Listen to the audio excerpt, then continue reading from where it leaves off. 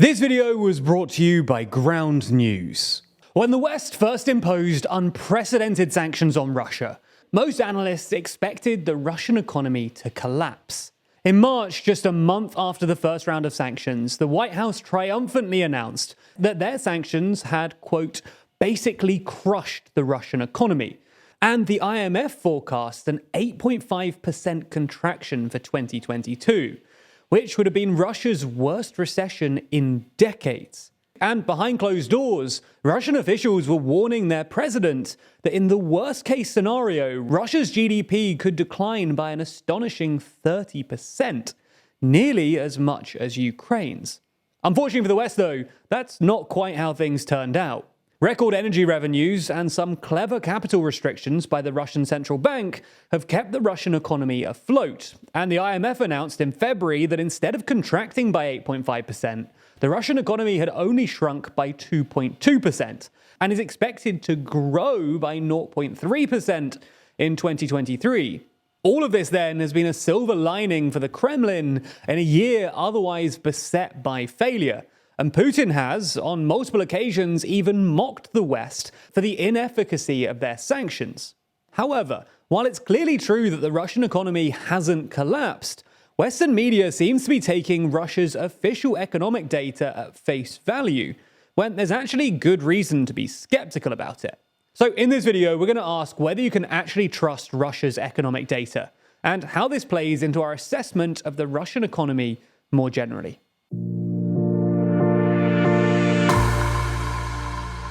Before we start, if you haven't already, please consider subscribing and ringing the bell to stay in the loop and be notified when we release new videos.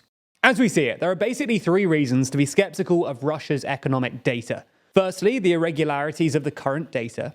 Secondly, the fact that Russia has manipulated its economic data in the past. And thirdly, the fact that this is, well, just what autocrats do. Anyway, let's start with the first reason, the irregularity of Russia's data. What we mean by this is that Russia no longer publishes all of the data that they did before the invasion, and the data that they do choose to publish often looks a bit fishy. In the days after the invasion, Russia's official statistics authority and the Russian central bank stopped publishing most data, and the Russian central bank restricted the amount of data that local banks and Russian companies could release. At the time, the Kremlin said that this was a way of defending against Western sanctions, because if no one knows where the money is, it makes it harder for the West to target their sanctions accordingly.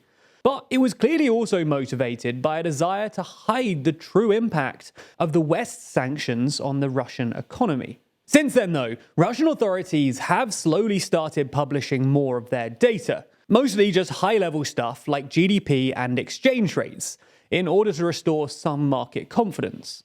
But they still don't publish anywhere near as much data as they did before the war. And even then, the data they do release is often inconsistent with independent analyses. For example, the Kremlin claims that last year, Russian wages rose in nominal terms by a couple of %. But this doesn't really seem to match up with retail statistics. That's because if wages were rising, you'd expect retail turnover to rise as well. But it actually fell by 9%. According to estimates by independent analysis. On top of that, different parts of the Russian state give entirely different numbers. For example, when Gazprom announced last year that gas production had fallen by nearly 15%, Putin just flat out denied it and claimed that it was actually rising. It's not just the lack of data and irregularities though. The Kremlin also releases important data suspiciously late, presumably to make sure that it accords with independent forecasts and is therefore considered to be credible. Take Russia's latest GDP figures for 2022, for example. At the beginning of the year, the consensus among economists was that Russia's GDP had contracted by 3% last year. But then, in January, the IMF came out with their forecast, which estimated that Russia's GDP had only shrunk by 2.2%, significantly more optimistic than the other forecasts available. Then, a few days after the IMF made their announcement, Russia's official statistics authority suddenly postponed the publication of their official GDP data. And when they did release it a few days late, they claimed that the Russian economy had contracted by 2.1%, which is basically the same as the IMF forecast. Clearly what happened here then was that the Kremlin saw the IMF's optimistic forecast and realized that they could massage their stats and claim that the Russian economy only contracted by about 2%. And, well, that's exactly what they did. To be fair to the Kremlin too, their ploy worked. Western media looked at the IMF and Kremlin figures and uncritically reported that the Russian economy had only contracted by 2%. Anyway, you get the idea.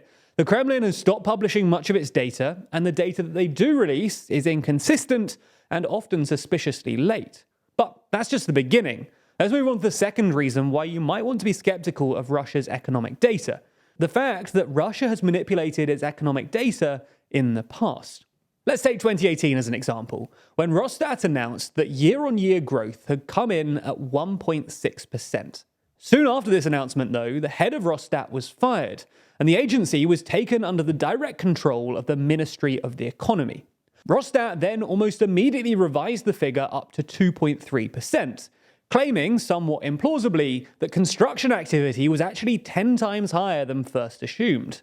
A similar thing then happened during the pandemic, when Rosstat again raised up their GDP figure for 2020 up from a 3.1 recession to just a 3% recession, claiming that the Russian economy had performed better than expected in the final quarter.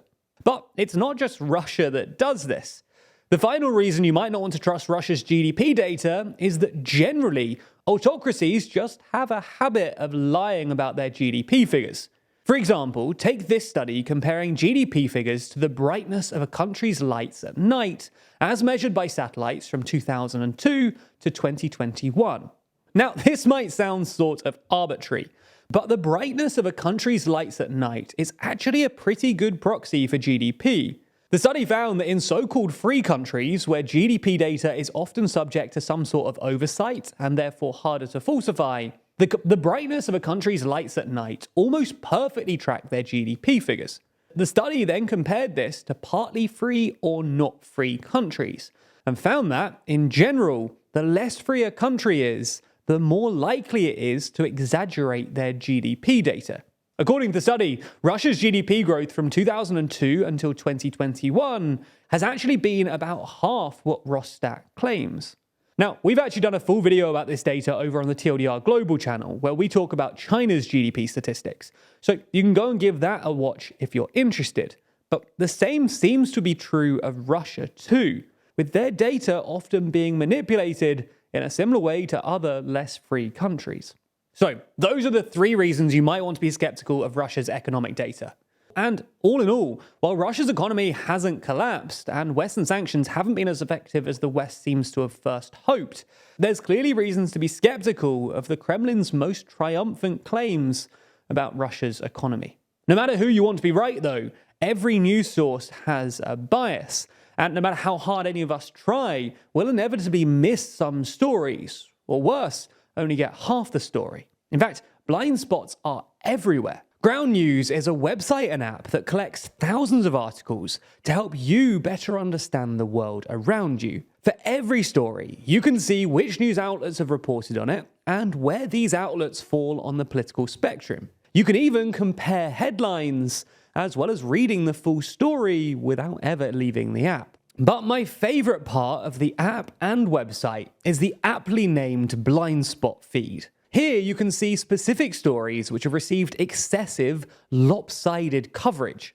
For example, check out this story where Putin calls for stronger border security for Russia. It only has about 13% left-leaning coverage, meaning that if you only read left-leaning news outlets, there's a good chance you miss this story altogether. And if you click on the story, you can dig even deeper.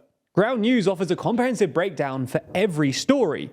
You can read every headline, view the political bias and factuality score of every source, and even read the articles themselves right from within the app. That's because Ground News offers a comprehensive breakdown for every story. You can read every headline, view the political bias and factuality score for every source, and you can even read the articles themselves right there in the app. And when it comes to blind spots, it's not just about discovering different stories. It's also about discovering just how political biases frame the stories themselves. Because of all of this, I have Ground on my phone's home screen, and I honestly can't recommend them enough. So to help you get on board, we've decided to offer a special 30% discount on Ground News's Vantage subscription. And you can only access this discount by clicking the link down below. So check it out, click the link, and help support an independent news platform working to make the media landscape more transparent.